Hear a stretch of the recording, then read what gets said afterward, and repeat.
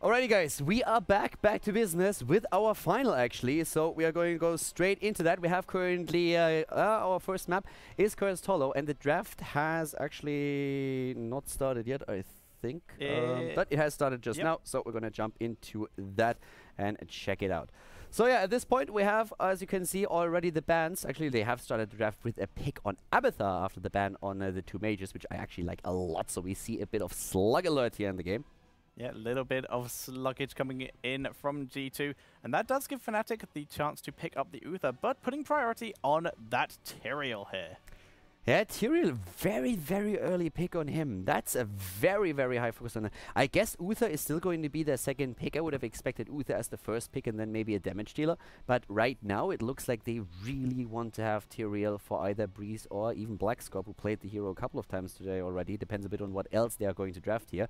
But this is going to be great. This really great final here, best of 3 series again, the last series of the day, so make sure that you get people in here, because it's not only the ticket to China, there's a lot of prize money on the line right now. Yep, and there is that Uther, as we expected, only dipping a little into their bonus time pool. And now G2 need to decide how they're taking the rest of this game. Fnatic getting first pick on Warriors and the supports, but G2 has been left completely open with their choice of damage dealers. So let's see what angle they can go down in terms of the murdering of the Fnatic players. Well, Fnatic right now, it's of course a completely different lineup for Fnatic. I want to highlight that once again, since people are always tuning in right now, and there were a few people wondering earlier what Blackscorp is doing on the team.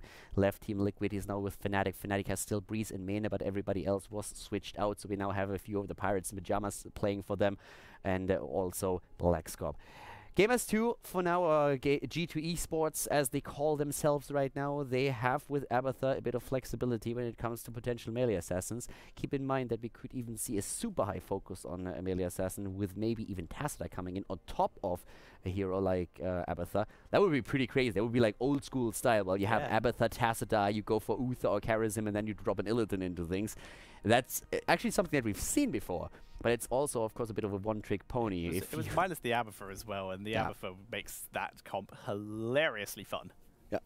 So, well, let's see how exactly that's going to work out for them with that Abathar pick here. First of all, of course, they have to decide what they want to do, but on this map in particular, they could play one of these melee assassins. We also have Toronto not taken just yet, and she has been a high priority for a lot of the teams so far today. And yesterday. This is very true. Virtus.pro and Pue Crew, the teams that seem to put the priority on her the most, but Fnatic reacted to Pue Crew's priority pretty nicely themselves. And G2 were able to deal with Virtus.pro's love of her. And they're running very far down into their bonus time pool right now before they pick what I expect will be a main damage dealer. It's a pretty big decision for them either way, and having already like such a front line, there's an Arthur's as well. Okay, so they forego a potential Muradin here.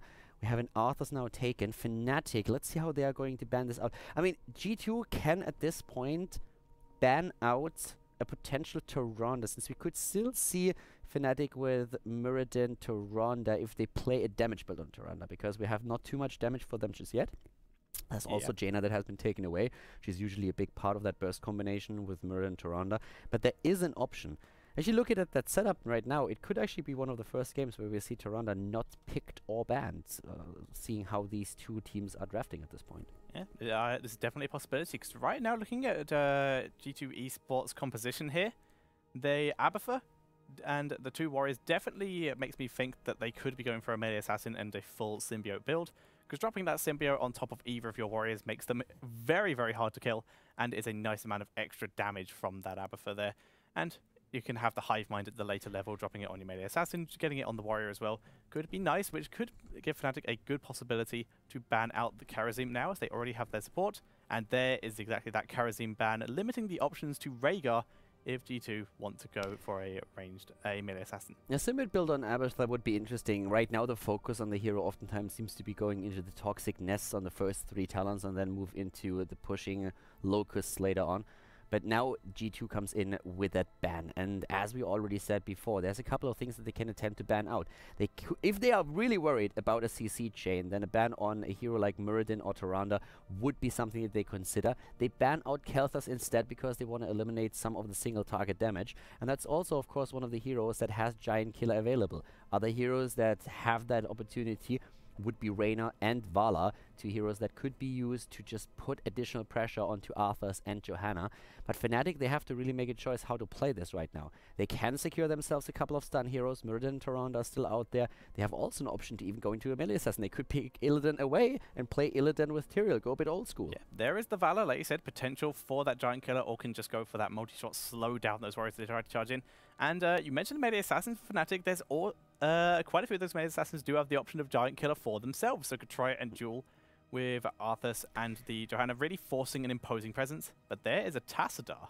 You know, this is actually looking more and more like they could pick up an Illidan themselves, but they do not have to, and that's the interesting part of this combo. They're basically drafting something where they're saying, hey, we're taking, first of all, Tassadar away from G2, because we don't want to go up against an Illidan that is shielded.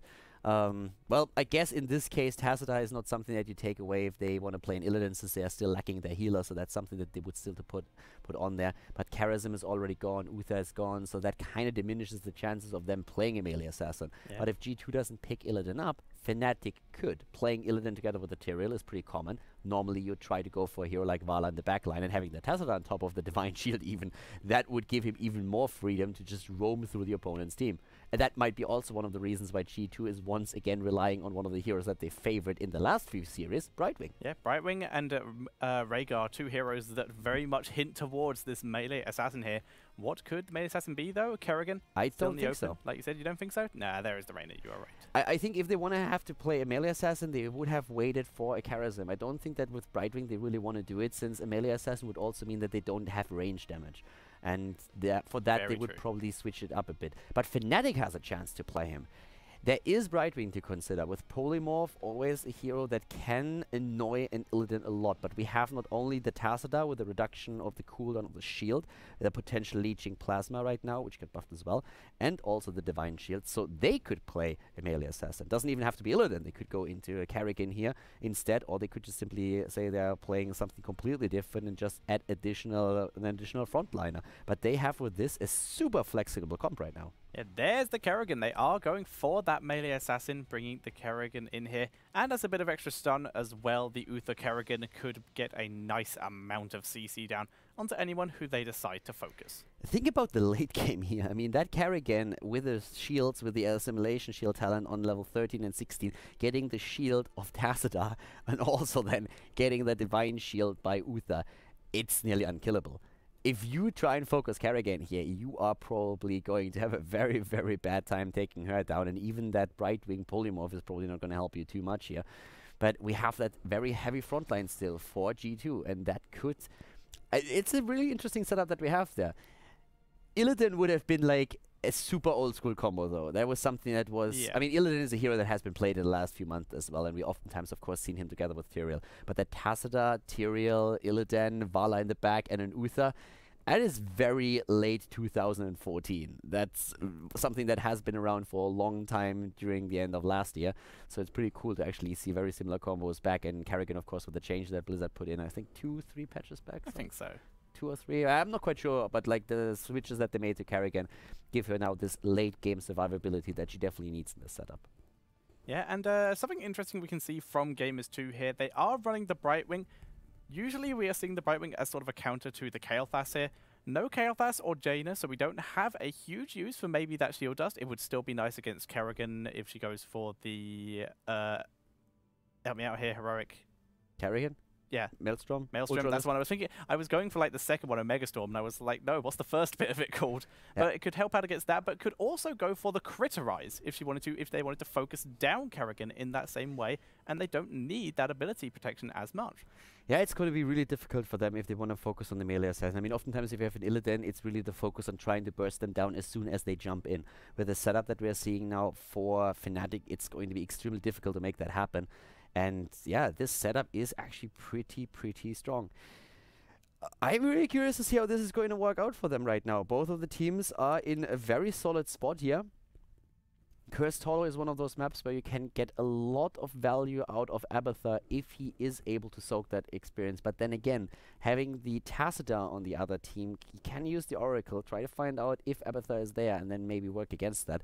So there's a couple of options for both of the teams to really get ahead. It's a best of 3 series. Again, We have the ticket to China that both teams want to get, but we also have still $11,000 of prize money on the line, with $8,000 for the winner and $3,000 for second place. Yeah, that is a humongous difference. $5,000 between one best of three? That's a pretty big deal. Yep, that's one map could decide everything here. And well, that map is now starting, so I guess we're gonna jump into this one. So ladies and gentlemen, get ready, because here we go. Game number 1 in the Grand Final, ladies and gentlemen, at the WCA Qualifier. Which team is going to go to China and get $8,000 of prize money, and which team will come in second place and go home with $3,000? And unfortunately for them, of course, no ticket. To the left side of the map, with a quick pause, we have Breeze for Fnatic playing Tyrael. We're currently seeing their melee assassin Quacknix is playing Karrigan here. So in this case, not an Illidan, but a Karrigan coming in. Oftentimes in the past, we've seen Tyrael together with an Illidan, so that both of them can jump into that backline. Right now, it's more the focus on Karrigan. She is very strong. She was changed by Blizzard in the recent patches. Has now a lot more sustained during the later stages of the game. We have Smexy style with that Uther, helping out with the Divine Shield here to keep Karrigan alive. And also Blackscope now with Tacita, who's basically going to try to do exactly the same thing with the attempt to use his shield, which got reduced in cooldown, helps a lot, and most likely also will go into the level 4 talent Leeching Plasma, which helps a melee assassin enormously to stay alive. Mena for the range damage. He goes straight into Vala here. And when we're looking at the right side of the map, then we're seeing, of course, their opponents, and it is G2 Esports with Nika playing Abathur for the team. A pretty cool hero to use on Cursed Hollow. And as you can see right now, we are having Johanna played by Juve for the front line. It's a very heavy front line that Gamers2 is currently playing here, with Shihu jumping on Arthurs. So two very high hit point heavy warriors at the front line to give especially Reyna a bit of room to work with. Bashek is playing the ranged assassin now, and we're having on the side of the heels Brightwing, played by Leo from Korea. A hero that they've actually been playing quite a bit. And let's see how exactly they are going to be able to use them right now. The team is pausing the game, and I hope that we are going to jump into that real quickly. But so far, we haven't really gotten any information of what exactly is going on. Smexy is having a bit of lag issues, so we'll be getting back into that quite shortly. But we do have at least a couple talents selected, so we can have a very quick look at that. And for starters, Abathur is actually starting off with a little bit of a symbiote build, the pressurized glands coming in. Yeah, and as it seems, we are having actually them with a few minutes, so we're definitely going to go for a rehost here. And yeah, we should probably let them know somehow. None of us are ref. I'm not sure if we're rehosting or whether they are just going to wait it out. Yeah, we are rehosting. Okay. Okay, so I'm actually just letting them know, or a few of those guys that I have on my friends list. They should be able to remake that quite quickly, and then we will get back to you with the finals. We apologize for the delay. Yeah. Technical issues on a player's side is something that we can't really account for. So, yep. So, at least it happened as the game starts. Yeah. That helps a lot. Okay, double checking, that works as well. Yeah, that would have been a little bit more annoying if it would have happened later on, but as is, yeah, we're having at least an opportunity to start that game off immediately. So let's double check. Okay, so looks like they're going to do exactly that. The first players are already leaving, and therefore we shouldn't have a trouble whatsoever. Okay, so the setup still pretty strong for the two of them, and yeah, I really want to know how much Abathur can contribute on this map. He's great when the tributes spawn and you get the experience on the other end of the map, but there's a lot of teams out there that don't really value him too highly, that think they can deal with him quite easily. As is, though, I guess we're going to jump into a quick break, just wait for them to fix the issues, and then we also have the opportunity to talk to the players a bit. So guys, we're going to be back in 1 or 2 minutes. Smexy might have to reboot his PC real quickly. We're going to keep you updated, and yeah, see you guys in a second.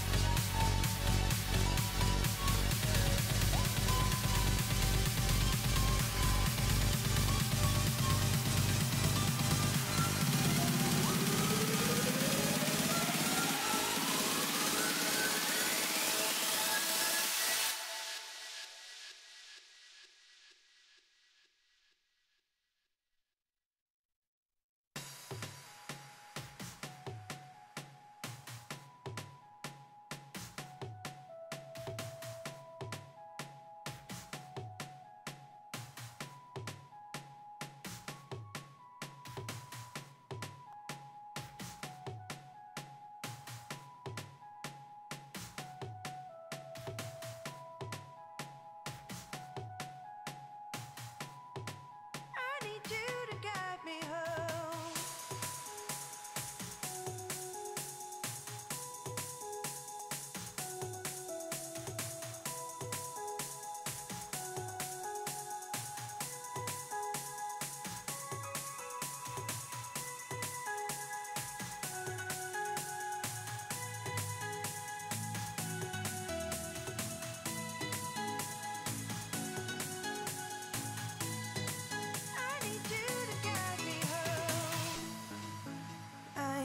With no direction, out here walking all alone.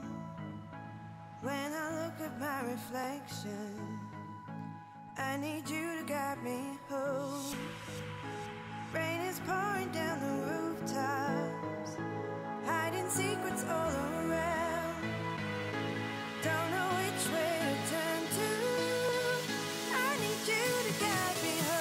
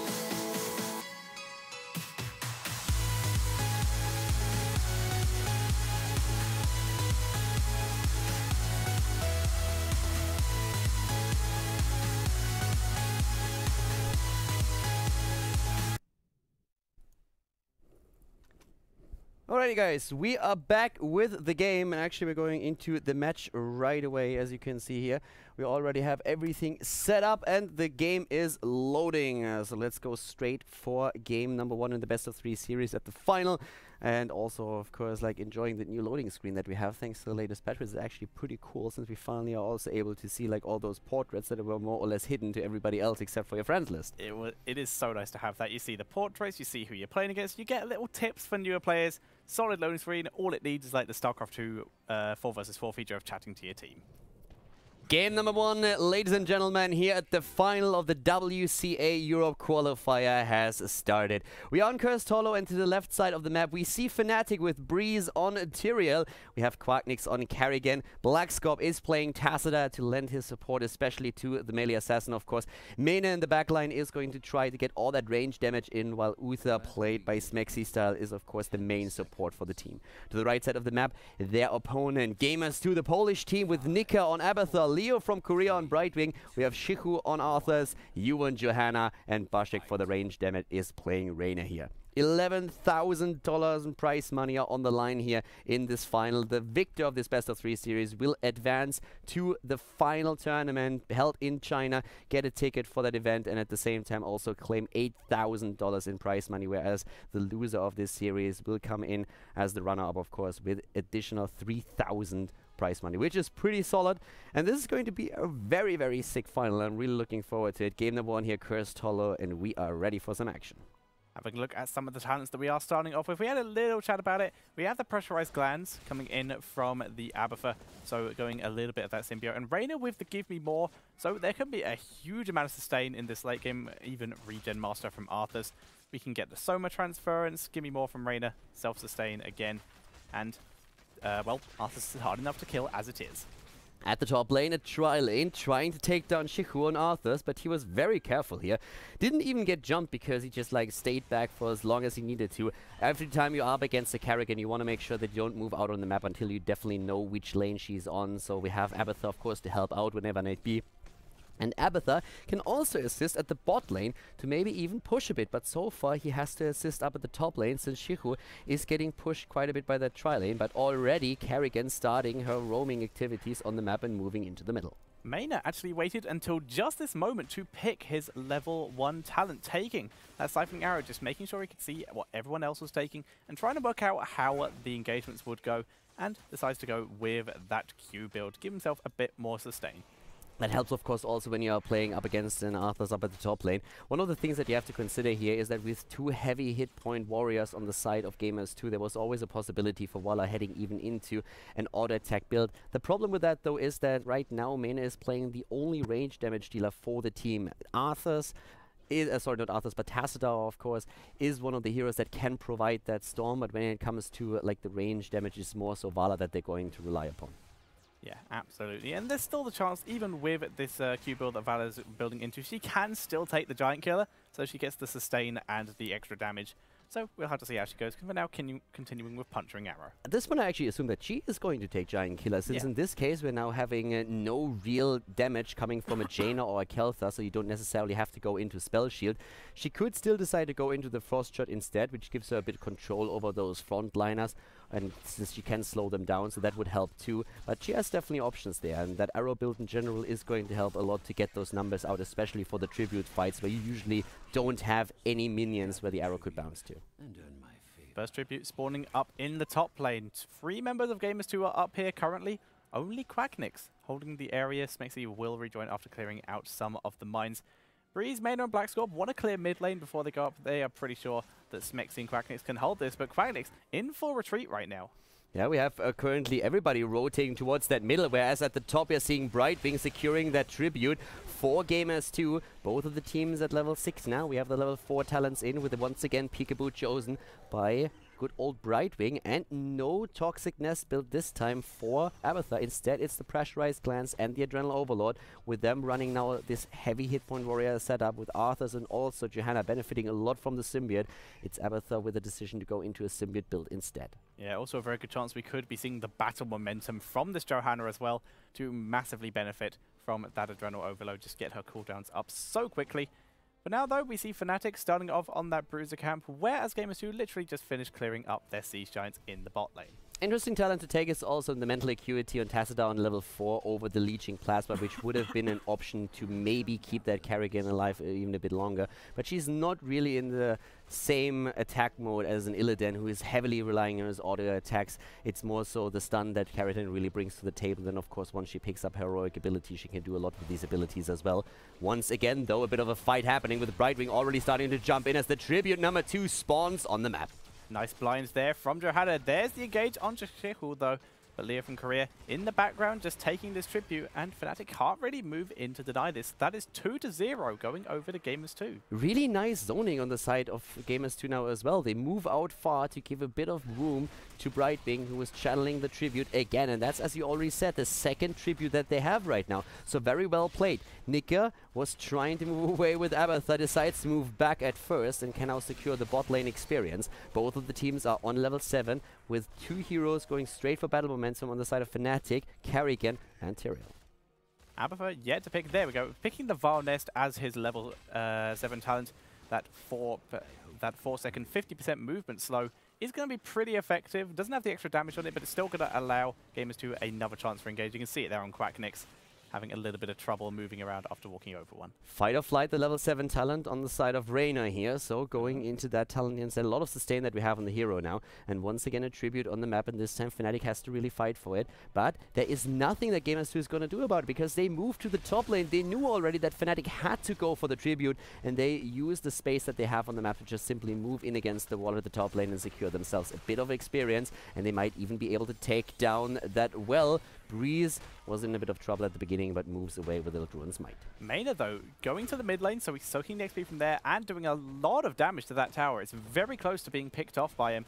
And in the bot lane, a lot of members down there as well are just pushing this in. So Fnatic getting the tribute and making the most of it. They do lose the entire wall up top lane, but get a lot of damage out of it in exchange. Yeah, talking about the top lane, Breeze is still there, soaking some experience. You can really tell that both of the teams are very cautious in this final. I mean, there's a lot on the line here, of course. Level 10 will even hit a bit faster for Fnatic if they can maintain this. They have Blackscorp down to the bot lane, and there it is. Sanctification has been used. We also see the Force Wall plus Maelstrom, Divine Shield. Valla still waiting for their heroic abilities. Strafe and Rain of Vengeance, both absolutely viable here, but it's the extra damage that they really want, and therefore Strafe chosen.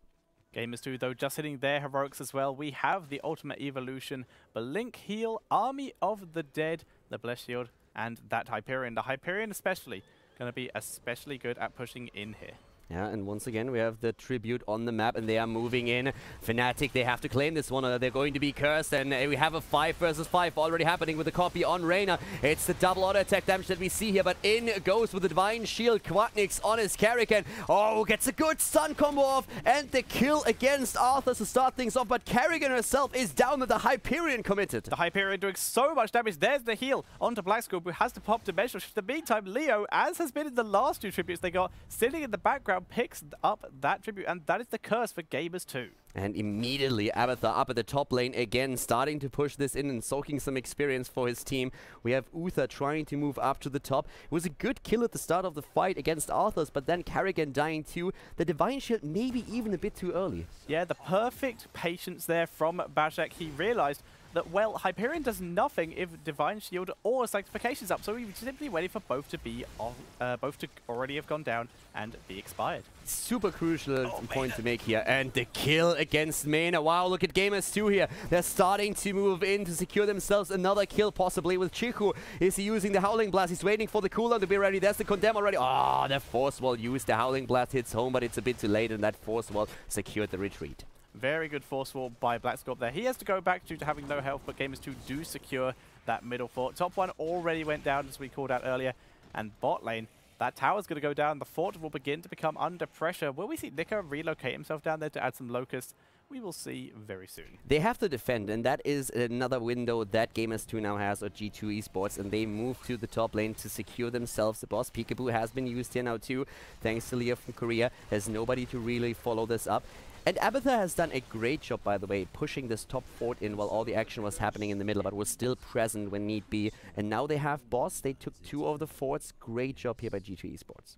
Yeah, and Fnatic attempting to reply to this by getting their own boss down in the bottom lane. G2 Esports are on the way to attempt to contest this, but they're going to be a bit late. Arthur's will be the first one there, but the boss has already gone over. If any of them get caught, though, no, the root not hitting. The proper reaction by Fnatic, that was the best that he could get out of the situation, and at least secure one boss, so that they will put a bit of pressure against the fort at the bot lane. But there's still the rotation happening from G2 Esports, and they could actually attempt to drop this fort now too. It's level 13 talents that are just a bit faster for the Polish team, but when we're looking at the side of Fnatic, we now see them also very close to level 13, so it's not going to end up in a massive like talent lead or anything for G2 Esports. Both of the team are still very much in even levels, and that curse has done a lot of damage, but in experience they're still very much on the same amount. Yeah, we still see that shield dust coming in from Brightwing, going to be very nice against the Maelstrom and the Strafe here from Valor and Kerrigan. But it does leave the option for Criterize still open if Brightwing just wants to protect a single person from it. Yeah, and whereas a second ago they were both on level 13, now a very early level 14 already for G2 Esports, since they were able to also eliminate the fort at the bot lane. Especially when it comes to structures, they find themselves in a very solid position here. But in terms of talents, of course, it's still that chance for Fnatic to go for the next fight. We have also one tribute for them, so that helps them a bit to put additional pressure onto their opponents when it comes to the objectives of the map. Gamers2, like you said, full aggression here, putting pressure on in the bot lane, which is still pushed up. The mid knights there will be taken as well, and Gamers2 still moving mostly as a group, except for Leo, who can teleport at any time, and Bajek just coming down to help defend this mid lane a bit. Now we have a camp moving through the mid lane. It is the Bruiser camp. At the bot lane, we are seeing at the same time now a Siege Giant camp move in for G2 Esports. And Abathur is also jumping onto the lane. So a lot of pushing happening while we see Fnatic move straight for that tribute. And the one objective that G2 has now is to try and delay this for as long as they can. Peekaboo already being used. Both teams are jumping on the opportunity here. And we have Karrigan not committed just yet. All of their heroic abilities are still ready and up. And it looks like, at least for now, the bot lane is still heavily pushed by Abathur, who has not committed to his ultimate evolution yet. Yeah, he is just sitting on with the symbiote. There's the evolution coming down. Sanctification, Hyperion popped pretty much simultaneously. Jekyll getting burst out very quickly, but Blackscorp has to pop Dimensional Shift to escape there. But Nika on that Arthur's clone is chasing. Yeah, and the kill potentially against Uther, and there he goes. We have also the kill against Karrigan, and maybe another one against Blackscorp. Great moves here. And amazing forceful securing the retreat, but of course, they already lost 2 of their heroes before that even happened, and that means that they will lose the tribute as well. The bot lane has been pressured heavily by Abathur and that Siege Giant camp. The situation for Fnatic is not really a good one. Level 16 talents are ready for G2 Esports, and they find themselves in a very, very good position to secure themselves maybe even another, at least one more tribute while they have that advantage in talents. Yeah, Gamers2 looking so solid in this game. Having a look at their 16 talents, the bullseye from the Reyna, nothing too unexpected there. Envenomed Spines with the Abathur, throwing that on the Warriors just gives so much chase potential. Brightwing sticking with that bouncy dust, just protecting multiple team members there. As the fact that, well, the Kerrigan hasn't been too much of an issue, so they don't need the Greater Polymorph or that Critterize there. Arthas with the Stone Skin protection and imposing presence on the Johanna. Such a heavy focus on the symbiote build, very reminiscent of when we've seen Illidan as a big part of combinations or compositions like this. Right now going a bit away from that current meta build on Abathur, but with that heavy tank line that they have at the front, it really helps them. And of course this is leading us into a Hive Mind on level 20 then, where we have a lot of power here thanks to Abathur on both these heroes, on Arthas and on Johanna. And again they're trying to move in, and this is not a time where Fnatic should fight. They need to have that level 16 talent first, which is going to drop any second, but it's not ready yet. Yeah, those two warriors on their own are just hard enough to kill as is. There's the Blessed Shield very early onto Blackscorp here. They're going to try and focus him down. He will have Dimensional Shift, but he does not have the heal yet, and as such gets picked off. Wow, that was not ideal for them, not at all. They're down one hero, and it's the second tribute that we're seeing drop for G2. Now again, they're moving through the mid lane. They have an opportunity here, 5 versus 4 situation, and they're trying to use it as best as they can, already committing the Hyperion. They want the keep, and I don't see a reason why they shouldn't get it. They go in straight, yeah, but there comes Kerrigan. The Divine Shield is not used just yet, so there's still that safety net that they have. Kerrigan with the Divine Shield now going even deeper. Quacknick still has the Isolation Shield too, and they push back G2 for now, still securing that keep.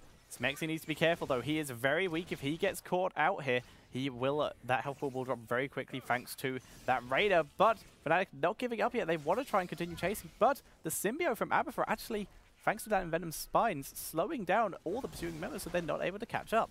Benediction now for Uther for the extra heals. That Shrinkray, of course, in itself is already helping against the double setup there.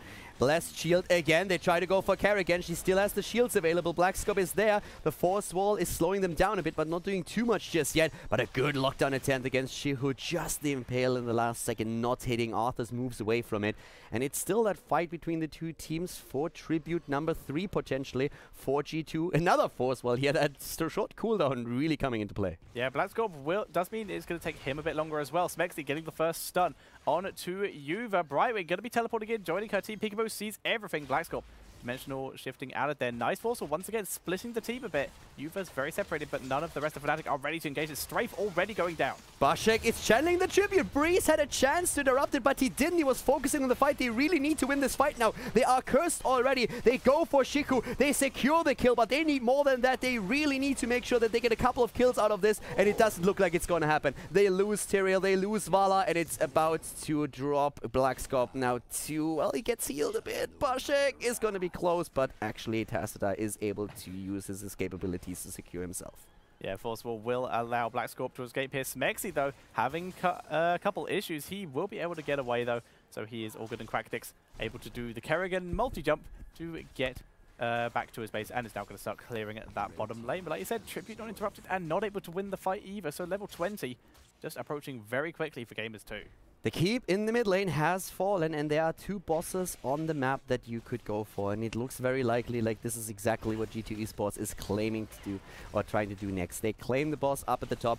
Fnatic, with a good reaction, they move to the bot lane and try to take this one, but the problem that they have is that Abathur already dropped a lot of toxicness to find out what exactly is going on here and make sure that they could potentially even attack them here. So there's very little options for Fnatic at this point. They want to go boss at the top, but they don't know what's happening at the bot lane. They don't really know about the positions. Boss has been taken now. It's level 17, nearly 18 versus 19, and G2 Esports with the attempt to move down to the bot lane to put pressure onto the boss, and Fnatic, it's just too late to take it. Yeah, Fnatic, they still had members down. They had to defend the lanes. They did not have the time to try and steal this.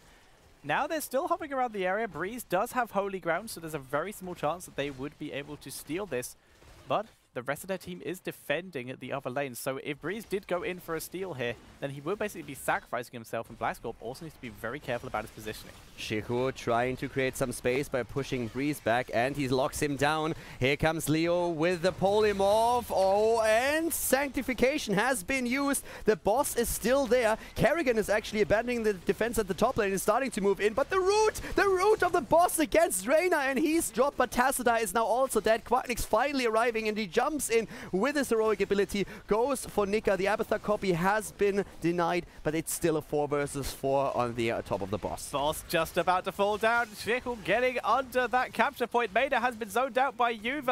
Boss will finally fall here, but Breeze, Holy Ground, gets the boss. Juve has the indestructible popped thanks to his level 20. He's trying to escape. Breeze trying to body block him away and also get out of there himself. Juve goes down. Smexy is so low. Breeze with the nice block on Leo from Korea. He goes down. And Fnatic, they take the fight. Can they eventually get Schickel? This will take a while.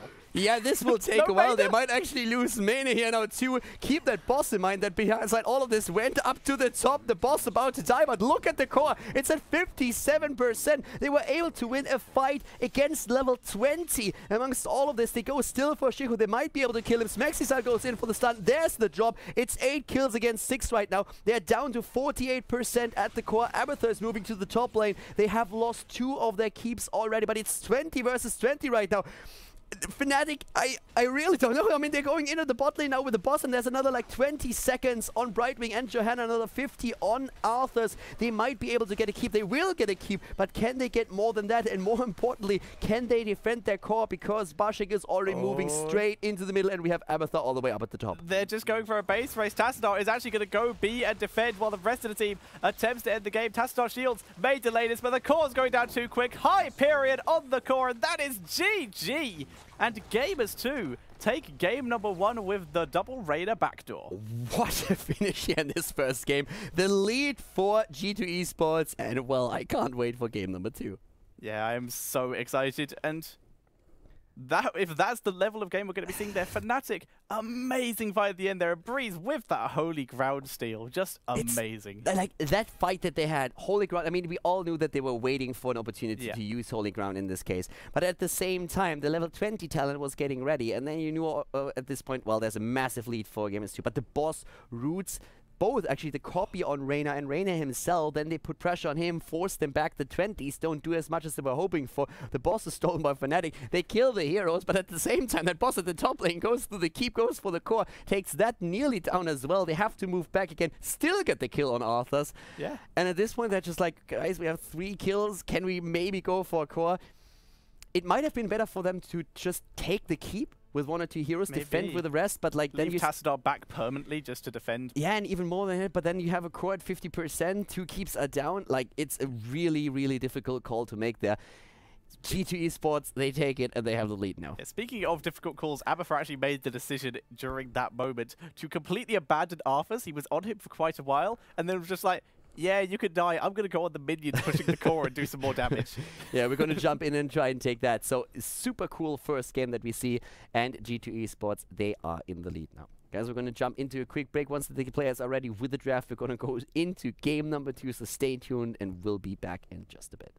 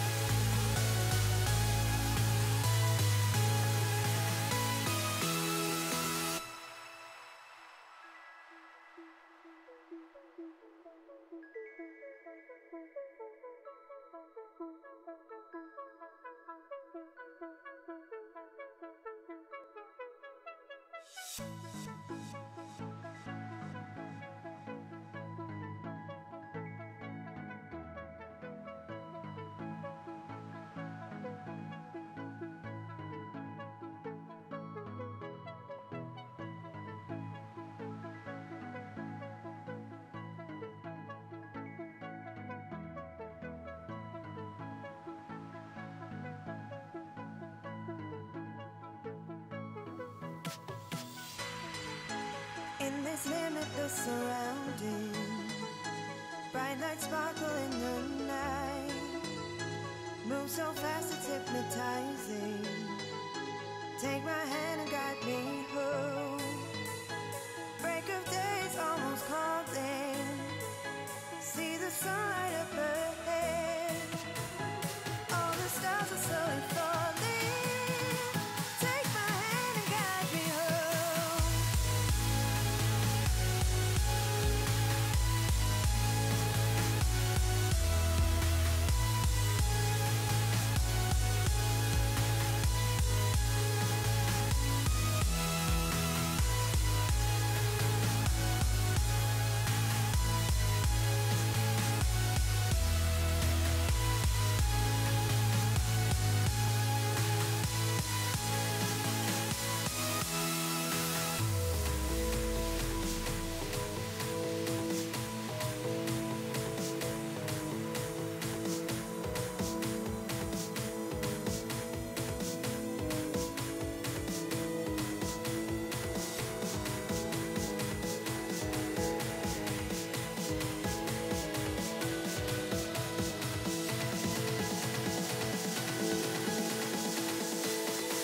I need you to guide me home.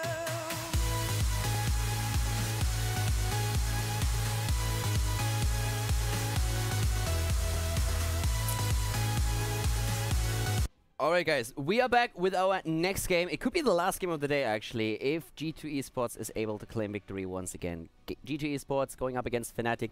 And the map this time is actually going to be... Actually, I don't know. The map is going to be Dragonshire, and we're going to start with the draft here right away to check that out. So at this point we're having, as you can see, the first ban on Uther and then a Tyrande ban right afterwards with the first pick on Jaina, which is, let me assume that we're going to see a Kalthas, and there he is for G2 Esports. Yeah, 2 mage bans in the first place in the last game, 2 first picks in this game, seeing as they weren't banned. And G2, Uther is banned out. They could pick Karazim, but we most of the time do see warriors come in this spot, or second damage dealers. There is the Muradin. Yeah, Muradin already taken, and I mean, he's just such an amazing frontliner in general. He's super tanky, he has an escape as well, he's able to get solid damage out, and it's mostly the damage that he can really take, and also the stun that he supplies. If you have a Gravity Lapse already, and that Stormbolt, that is a pretty nice start into a CC chain that they could try to develop, even though we have 2 of the supports that have stuns on their own already banned out with Tyrande and also Uther. Fnatic on the other hand now, they can pick, there it is, Johanna, which is already quite nice for them, and as the additional, or the next hero, they could either go for damage or really just secure themselves a Karazim, but they decide to go into damage plus siege now and go for a Zagara, which is of course great on Dragonshire. It's just that lane support that you get in general, that presence, that's very strong, and it helps you a lot to secure these shrines. So we're now into the ban phase. The Karazim not picked yet could see a ban on that out of probably Fnatic, as G2 Esports get the first pick out of this, but plenty of other options for some very solid bans. There is the Karazim ban from G2. Yeah, G2 banning it out, and I suppose that we're going to see Brightwing for them again. They really like to play Brightwing, and I mean, it's a great hero. Even a ban now on Chen.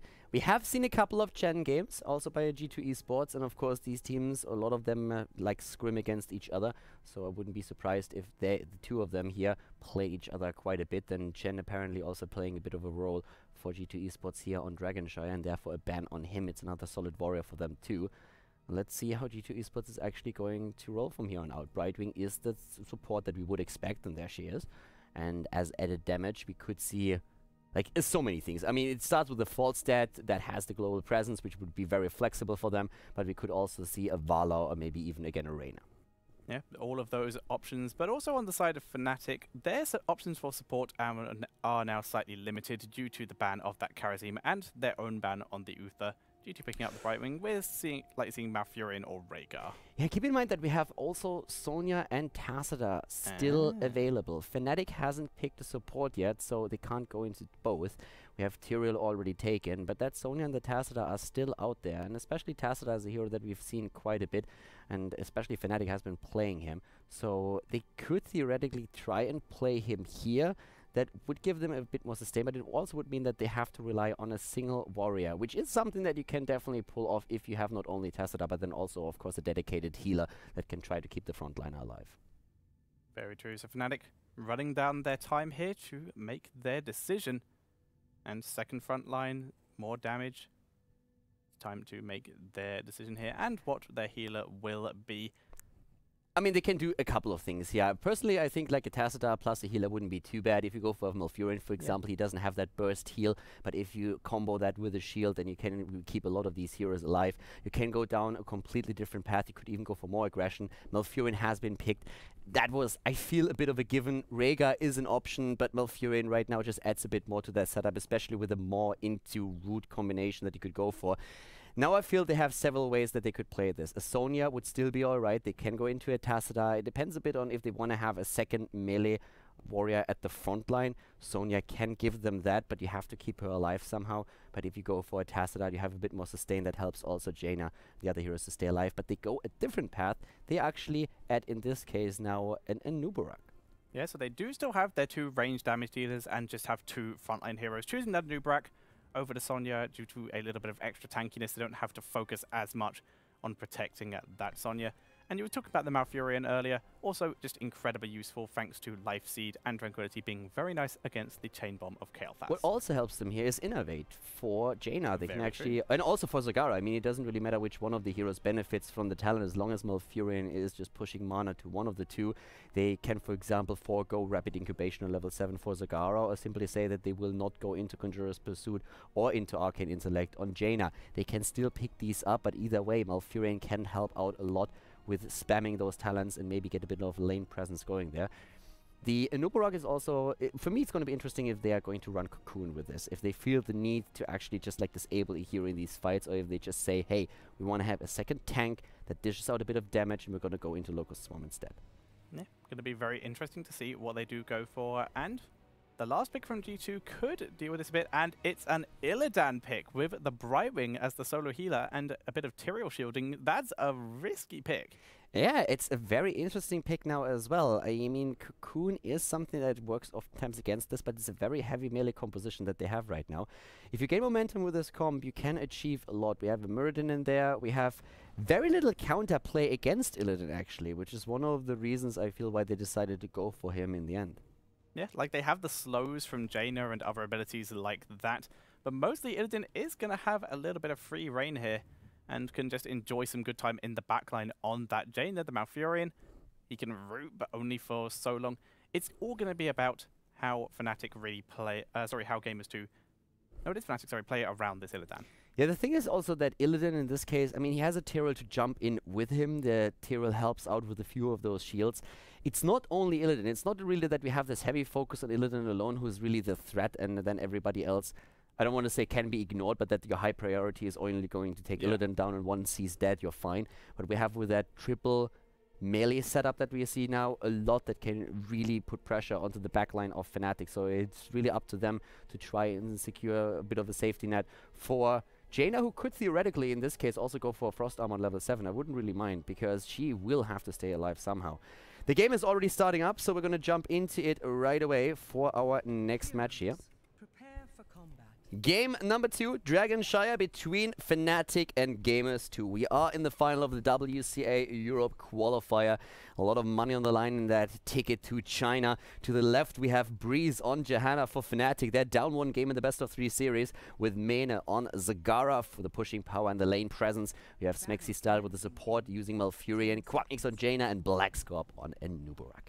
To the right side of the map, it is G2 eSports with Yuvo on Illidan. We have Leo from Korea on Brightwing, Nika on Tyrael, Shihu is playing Muradin for the team, and we have Barshek rounding things up with Kael'thas for the extra damage. Starting off with some of the talents, we see a lot of globe talents once again. Tyrael, we've seen him almost every game over this weekend with that regen master coming in. Mana Addict on the Kael'thas to really combo with that arcane barrier later on. And Jaina, despite having the Malfurion with the Innovate, is in fact taking that Conjurer's Pursuit at level 1. Yeah, the Mana Talon still used here. Already a bit of action in the mid lane, as usual. The 5 versus 5. Shehu, they jump for Quadnix. He's isolated from the rest of the team, and Juve is not pursued, using Illidan to just cut Quadnix off. Jaina is escaping for now, but she's getting dropped then in the end. Well played by G2 Esports, and they secure a double kill with a drop against the Nubarak.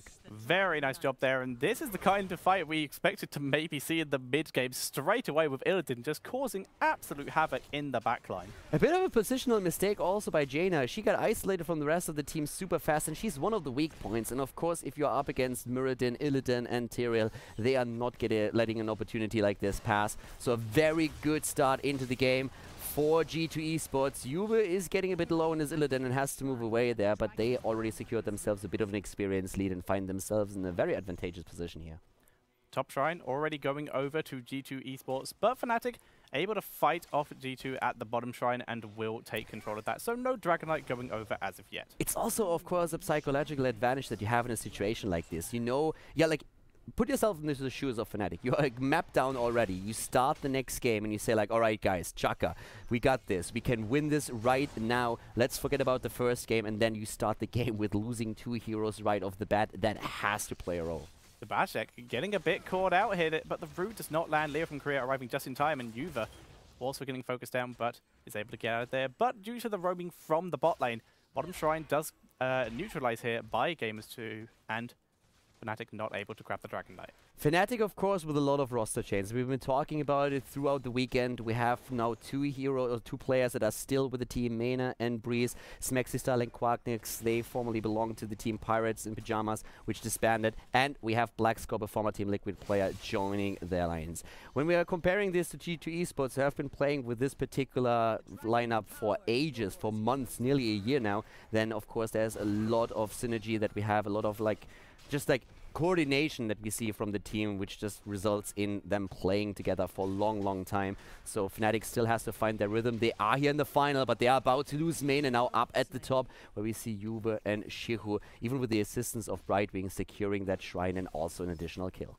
We are seeing G2 Esports begin to try and contest the bottom one, but with Smexistal there and all of those beetles, Blackscorp is going to be very hard to kill. So they are going to back up, wait for reinforcements.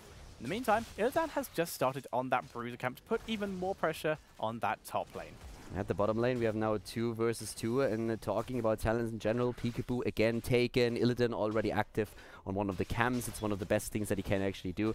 Breeze moves in, sees him, but he knows already that he can't really do anything about it. That camp has nearly been taken, and there's still Leo around, just around the corner. So Breeze knew that there was no chance for him. He's actually trying to get the Dragon Knight in the mid lane, as at the top we had Zagara attempting to get the shrine, but already Muradin moving in there, contesting it, taking it for G2 Esports. And so far, the Polish team is playing a very solid game with 3-0 kills.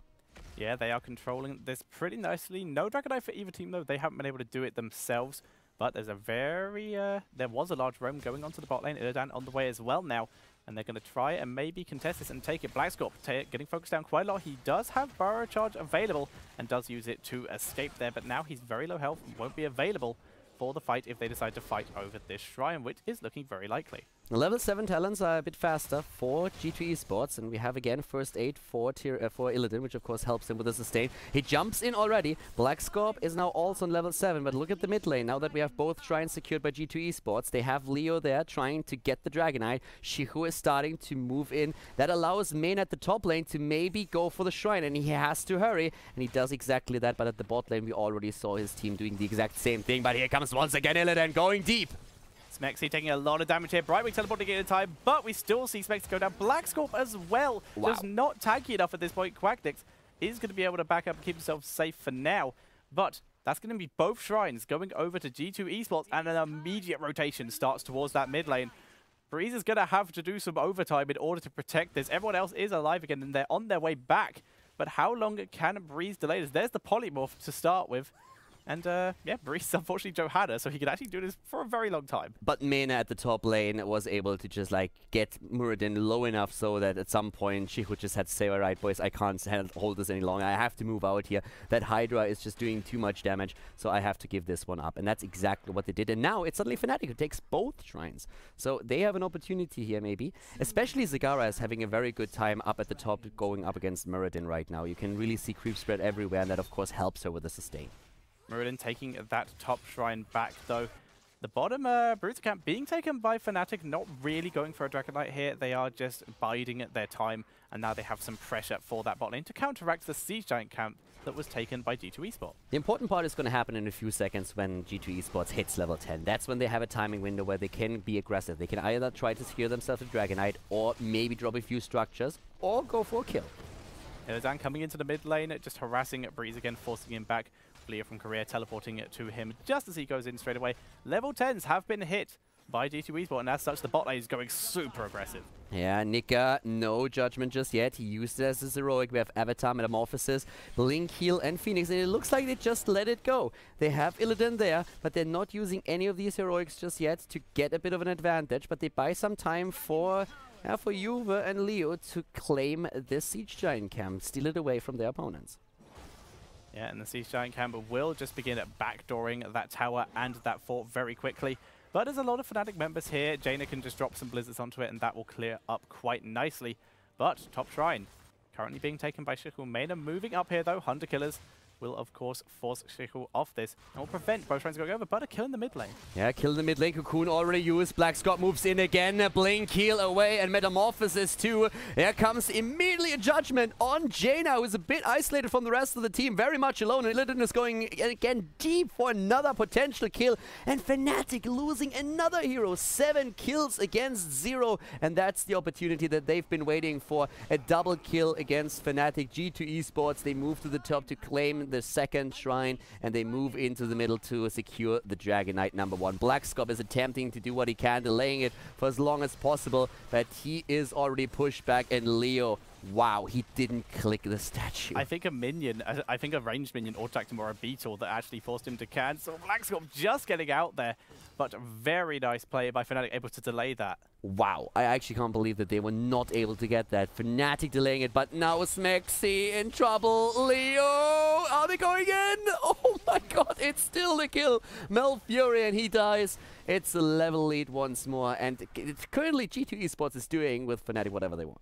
Yeah, you were talking about, even before the game started, the fact that Fnatic had very little to actually deal with Illidan, and it is proving so true right now. They've only just got their heroics a little bit ago, and even that hasn't been able to help. Illidan has just been running wild in the Fnatic lineup. There's just not enough stun at this point. There's very little that they can do to control him in these fights. We could have even seen Jaina go maybe for Frostarm on level 7, which they decided not to do. We have Snowstorm on 4 and then Frostbitten on 7. Illidan is once again on his way, and we're already seeing Nika with his Tyrael. He has Judgment up, so they could go for another attempted kill. We are, by the way, 8.5 minutes into the game, and we still haven't seen a Dragon Knight yet. Yeah, both teams have been doing an amazing job with denying this for as long as possible. But level 13's available for G2 Esports, so they can try and make a power play with this, especially now that they have Bruiser camps to support them as well. Muradin making his way down to the bot lane. Not only the Bruiser camps to support them, they also have now finally level 13 on Kel'Thas, and that adds even more damage to the entire setup that we're seeing here.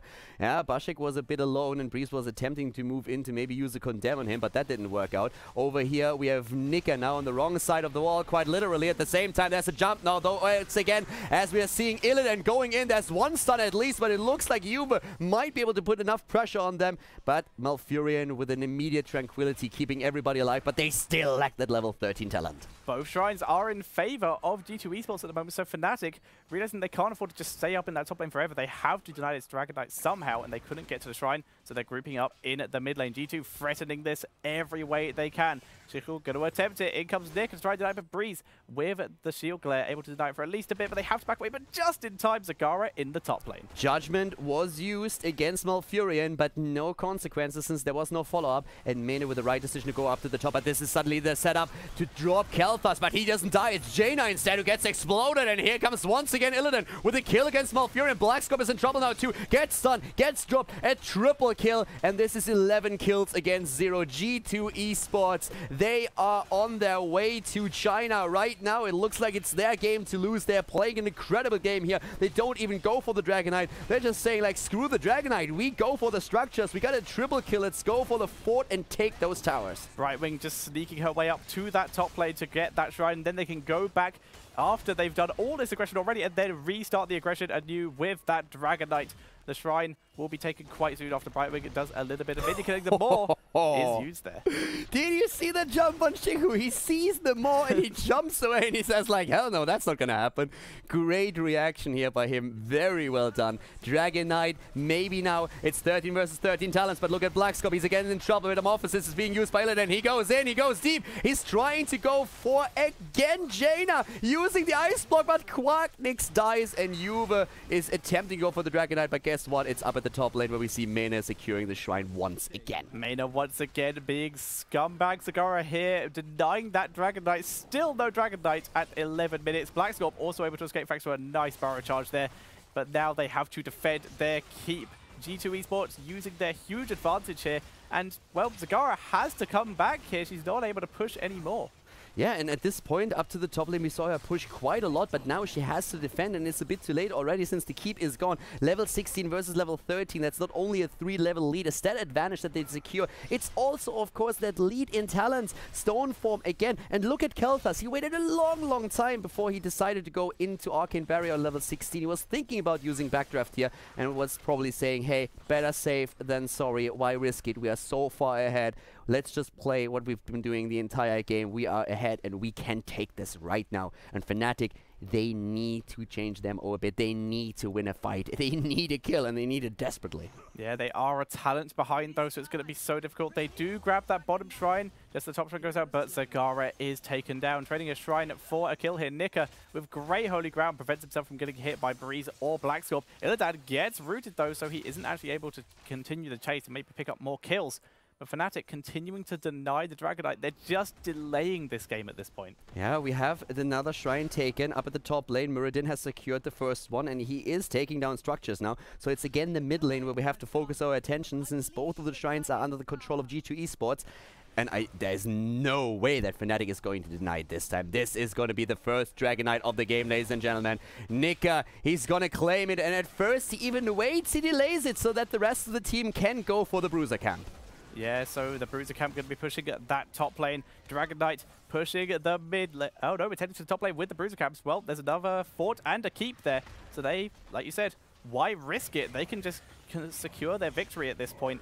And it's looking so good for them right now. It's looking absolutely incredible. They are on level 18 versus 15. 3 levels, an entire level until Fnatic will hit that 16 talent. And G2 Esports, they are determined to do as much damage as they can before that happens. They go through the fort at the top. There's no resistance there whatsoever. And they move in towards the keep. They even have the Bruiser camp now to push in with them. And that Dragon Knight is going full ham on the tower already with the rest of the team backing him up. Fnatic need to basically have a last-ditch fight here, but they're going to have to take that pre-level 16 versus a Dragon Knight. And this is going to be horrible. Illidan taking a bit of damage. He's able to dash to freedom. The keep will go down here.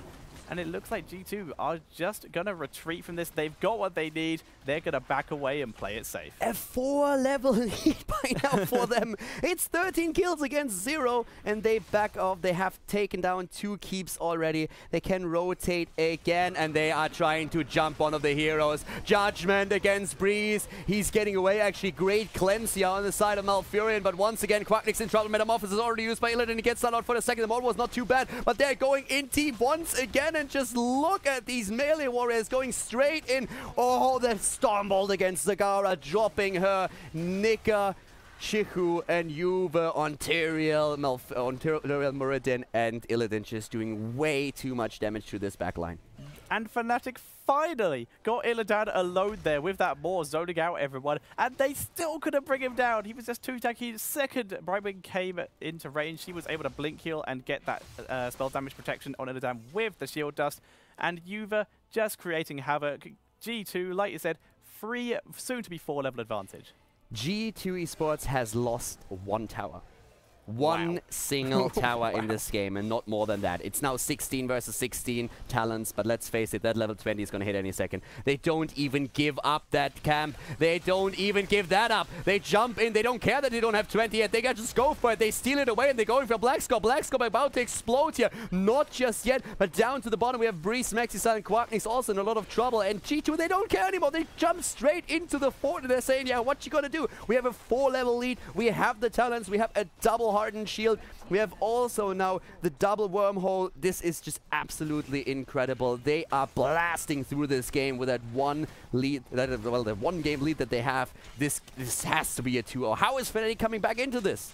Well, they have to do it now. This is their last chance with those Sea Giants and the Bruiser Caps. We are seeing G2 Esports push into that bottom key. Blackscorp gets chain bombed, and the Tranquility pops even outside the fight. Breeze getting focused down. He is still alive though, pulling back here. Illidan going very deep, and they need to fight under this core to get anything. The more hits no one. Nika taking quite a bit of damage here, but he should be able to get out. Brightwing teleporting onto him. He gets the shield. Yuva doing so much damage in the backline, but is getting knocked up. The stun against Illidan, but he is going deep once again, or he tries to. Is he prepared? It looks like he is, but there comes the stun. Is it maybe the first kill for Fnatic? Doesn't look like it. The stun again, but already dodged. Yuba gets out of there, but at the same time, it's the drop against Jaina. Kill number 15, secured by Muradin and Kel'Thas. What a play. 17 versus 21. All 3 keeps are gone. Nene drops the GG already. There's a shrine up at the top, one at the bottom, and of course the Dragonite has to be the next stop for G2 Esports. Yeah, and pushing in with that Dragonite, with the still 4-level lead that they have, G2 will be hard-pressed to not take the game here. However, Breeze was able to deny the Dragonite. This is all they can do. Deny the Dragonite and hope to not die, but the Dragonite's taken. Breeze goes down. Even the Cocoon from Blackscorp was not enough. And this is going to be pushing in a 4 versus 5 with Dragonite. And Fnatic, they know it, being very nice to G2, congratulating them. They know the game is over. An amazing performance in the second game. A great draft for them. That Illidan on the last pick definitely secured them the victory, together with the help of those 2 frontline warriors with Tyrael and also Muradin. Great play here. Really well done here. The Polish team, they advance. G2 Esports with a 2-0 victory secure the final here, the WCA Europe Qualifier. They get the prize money of $8,000 and the ticket to China. Congratulations, and also a shout out to Fnatic as the runner-up of the tournament, who still receive $3,000 in prize money. An incredibly valiant attempt from Fnatic, but Gamers2, like you said, that Illidan pick just ruined them. Yeah, there was no stun, or well, at least not enough stun on the side of Fnatic. Of course, they had a blessed shield that can work with the Condemned to a certain extent, but there was just not really enough control to lock down Illidan. And that was a great draft, and they played it perfectly. Not a single kill for Fnatic. Incredible play. Not even the Frost Armor from Jaina, and even the one time, like the couple times they got Illidan separated from his team, they just couldn't finish him off in time. They weren't able to hold him still long enough for him not to get back to his healer, get his healing, and stay alive. And of course, let's take a quick look at the brackets here over this weekend, what we've already seen here. Of course, when we're looking at those semifinals, you probably watched most of that today. We had Fnatic going up against Puit Crew. Puit Crew actually able to take down the Goofers yesterday. Fnatic, before that happened, was able to take down the Mysterious Monkeys, therefore our first semifinal. And we had pretty sick games, actually, between G2 Esports and Conquidong, who were able to take one map of their Polish opponents there. So very well played. Today then, Fnatic with that victory against Puit Crew, banning out Tyrande twice. Yeah, just really with those target bans was very funny in general.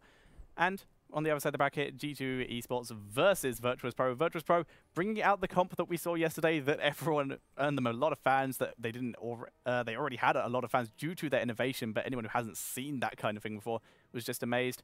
And it worked once, but they weren't able to bring it back against G2, and G2 went to the finals. It was actually a really incredible play that we saw from Virtus Pro, and they were actually the closest, talking about that, going up against their opponents here, going up against Gamers2. They did really a great job. And arguably, it was the first game that ruined their chances to go to China, the game on Infernal Shrines, where they, I don't want to say dominated, but they were always a bit ahead of their opponents, and then just in that last fight, they lose 2 heroes, and it kind of also caters to that ingenuity that we have sometimes in Gamers2, where they just see, okay, this is the chance that we have, let's go for it right now. And they used that one opportunity that they had to secure themselves the victory in the first game, which then in the end was enough to win them the best of 3 series. Yeah, so super solid play and incredible congratulations to G2 Esports, who will be going to China along with Team Liquid. A very good lineup and a very nostalgic lineup. Yeah, definitely. They have been playing for a long time together and they definitely deserve this. So we had a great weekend, a lot of like really good games there, especially these Virtus Pro Gamers2 matches and of course the final that we just saw, pretty sick. So, guys, that's it. And once again, of course, congratulations to Gamers2, to G2 Esports securing that tournament victory here, the qualifier victory in that spot, China. Thanks also for casting with me. It was a pleasure, as always. It's always a pleasure casting with you, Kaldor. It's always very fun. And guys, I hope that you enjoyed the show over the last 2 days. Thank you very much for tuning in. It was a pleasure casting for you. We had great games, and we can definitely look forward to both of the teams from the European qualifiers to represent Europe in China. So thank you very much once again for having the show with us, for watching, and I'm going to see you soon with more Heroes of the Storm. Have a good one. Bye-bye.